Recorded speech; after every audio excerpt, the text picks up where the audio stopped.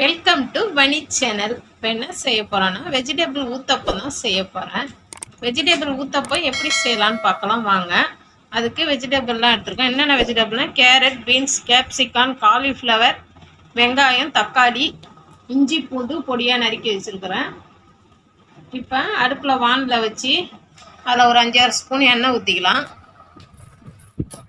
5-6 spoon எண்ணெயை ஊற்றிட்டு அதில் பொடியாக நறுக்கி வச்ச இஞ்சியும் பூண்டையும் எடுத்து அதில் போட்டுடலாம். இஞ்சி பூண்டு வதங்கினதுக்கு அப்புறமா அதில் வெங்காயம், தக்காளிலாம் போட்டுடலாம்.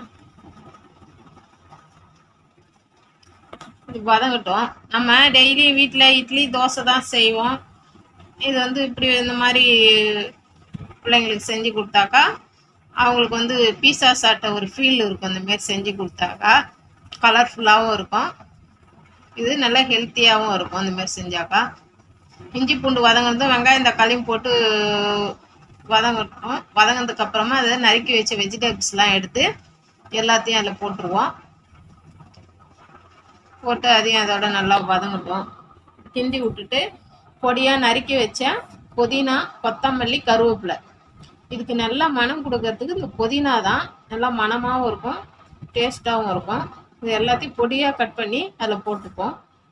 அதையும் நல்லா வதக்கி விட்டுருவோம். அப்படியே வதங்கட்டும். வதங்கினதுக்கு அப்புறமா இந்த வெஜிடபிளுக்கு மட்டும் தேவையான சால்ட்டு மட்டும் போட்டுக்கலாம். ஏன்னா இட்லி மாவில் ஏற்கனவே உப்பு போட்டு கரைச்சி வச்சுருப்போம். அப்புறம் இட்லி பொடியிலையும் உப்பு இருக்கும். அதனால் வெஜிடபிளுக்கு மட்டும் தேவையானதாக கொஞ்சமாக சால்ட் போட்டு அதை வதக்கி விட்டுருவோம்.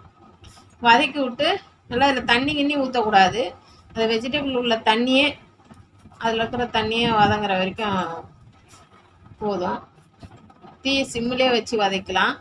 தீ வேகமாக வச்சா காய் அடி பிடிச்சிடும். நல்லா சிம்மில் வச்சு நல்லா ஒரு 10 நிமிஷம் காயை நல்லா கிண்டி கிண்டி விட்டு வதக்கணும். வதக்கிட்டு ஊத்தப்பத்துக்கு மாவு நல்லா கட்டியாக இருக்கணும். அடுப்பில் தோசைக்கல்ல வச்சு ஒரு கரண்டி மாவு எடுத்து ஊற்றி ரொம்ப தேய்க்காமல் லைட்டாக தேய்ச்சி விட்டு அது மேலே வதக்கி வச்ச வெஜிடபிள்ஸ்லாம் எடுத்து அப்படியே தூவி விட்ருவோம். அந்த ஊத்தாப்பத்து மேலே அப்படியே எல்லா இடத்துலையும் பண்ணணும். ஆப்பத்தில் வெஜிடபிள் அப்படியே எல்லா இடத்துலையும் படுற மாதிரி போட்டுட்டு அது மேலே இட்லி பொடி, ஒரு ஸ்பூன் இட்லி பொடியை எடுத்து மழைச்சாரல் மாதிரி அப்படியே எல்லா இடத்துலையும் படுற மாதிரி தூவி விட்டுடணும்.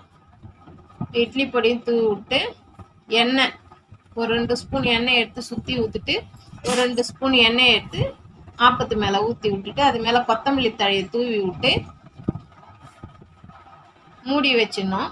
தீயை சிம்மில் வச்சிடணும், இல்லைன்னா ஆப்பம் தீஞ்சிரும்.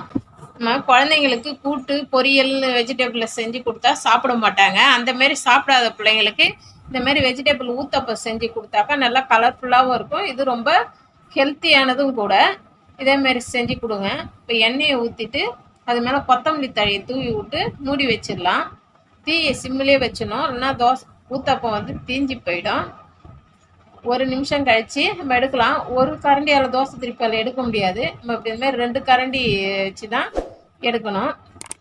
சூடான சுவையான வெஜிடபிள் ஊத்தப்பம் ரெடி. இதே மாதிரி நீங்களும் செஞ்சு பார்த்துட்டு எப்படி இருக்குன்னு கமெண்ட்டில் சொல்லுங்கள். பார்க்கறதோட விட்டுறாதீங்க. எல்லாருக்கும் ஷேர் பண்ணுங்கள், சப்ஸ்கிரைப் பண்ணுங்கள், லைக் பண்ணுங்கள், பக்கத்தில் இருக்கிற பெல் பட்டனை கிளிக் பண்ணுங்கள். பாய்.